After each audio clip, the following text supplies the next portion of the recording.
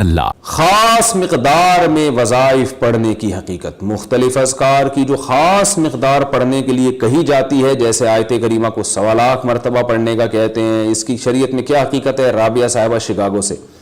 دیکھیں، شرعی حقیقت کے لیے تو شرعی دلیل ہونا ضروری ہے، اس کی کوئی شرعی حقیقت نہیں ہے کہ 1.25 لاکھ یا 1,50,000، کوئی شرعی حقیقت نہیں ہے۔ البتہ یہ بعض اکابر کے بزرگوں کے تجربے ہیں کہ اتنی دفعہ پڑھنے سے، کیونکہ آیت کریمہ بہرحال ایک برکت کی دعا ہے، تو بعض لوگوں کے تجربے ہیں، تو اس کو شریعت کا لیبل لگانا اس پہ جائز نہیں ہے۔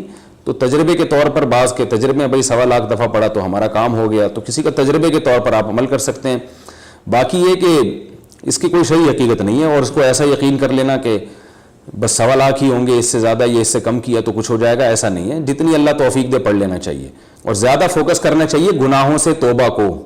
آج کل وبا سے بچنے کے لیے یا مصیبتوں سے بچنے کے لیے گناہوں سے توبہ کرنے کے لیے لوگ تیار نہیں ہیں، وظیفوں کو فوکس کیا ہوا ہے۔